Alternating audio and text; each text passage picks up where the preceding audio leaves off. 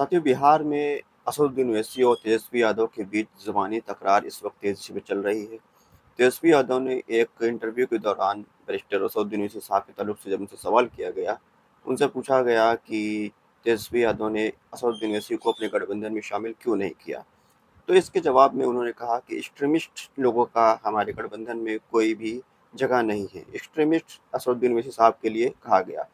इसके जवाब में कोषाधामन के अंदर बैरिस्टर असदुद्दीन ओवैसी साहब की जब जनसभा हो रही थी, तब बैरिस्टर असदुद्दीन ओवैसी साहब ने जनसभा के दौरान इस बात का ज़िक्र किया और कहा कि मुझे एक्सट्रीमिस्ट बोला जा रहा है। एक्सट्रीमिस्ट का मतलब उन्होंने आवाम को बताया कि एक्सट्रीमिस्ट का मतलब होता है चरमपंथी, आवादी और इस तरीके की चीज़ें होती हैं, कट्टरपंथी।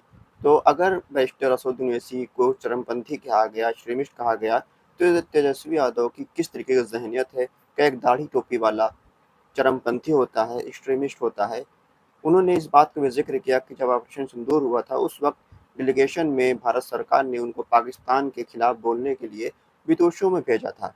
उस विदेशों के अंदर सबसे ज़्यादा जिस लीडर की चर्चा हुई थी, वो थे बैरिस्टर असदुद्दीन ओवैसी, जिन्होंने भारत का अपना जो पक्ष था, वो विदेशों के सामने, दूसरे देशों के सामने रखा था। तो अब बैरिस्टर असदुद्दीन ओवैसी जब देश के लिए इतने बड़े-बड़े काम कर रहे हैं, तो उनको एक्सट्रीमिस्ट कहा गया है। तो इस बात में बैरिस्टर असदुद्दीन ओवैसी साहब ने कहा कि एक्सट्रीमिस्ट उनको नहीं कहा गया है, बल्कि कोषाधामन की आवाम को कहा गया है, भारत की आवाम को कहा गया है, तेलंगाना और महाराष्ट्र की आवाम को, उत्तर प्रदेश की आवाम को कहा गया है। असदुद्दीन ओवैसी साहब ने आगे ज़िक्र करते हुए कहा कि तेजस्वी यादव को हम मुख्यमंत्री नहीं बनने देंगे। अब इस बात की बहुत तेज़ी से वायरल हो रहा है वीडियो कि असदुद्दीन ओवैसी साहब ने जो एक्सट्रीमिस्ट का मतलब समझाया है, उस मतलब की वजह से तेजस्वी यादव को नुकसान हो सकता है और तेजस्वी यादव बिहार के चुनाव में एक बहुत ही बड़ी गलती कर चुके हैं इस वक्त। और बिहार में एमआईएम पार्टी और असदुद्दीन ओवैसी का जो क्रेज़ है वो काफ़ी मजबूत है, ख़ास तौर से मुस्लिम तबके के अंदर।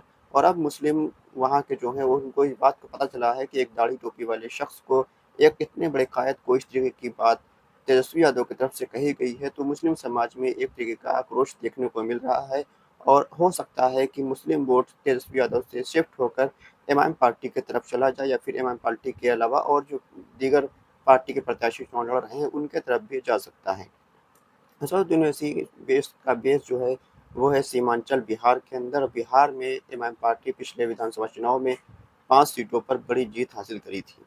हालाँकि 5 में से 4 विधायकों को आरजेडी ने अपने में शामिल कर लिया था, तो असदुद्दीन ओवैसी ने ये इल्ज़ाम लगाया था कि ये जो 4 विधायक आरजेडी में गए हैं, ये इनको तेजस्वी यादव और लालू यादव ने खरीदा है।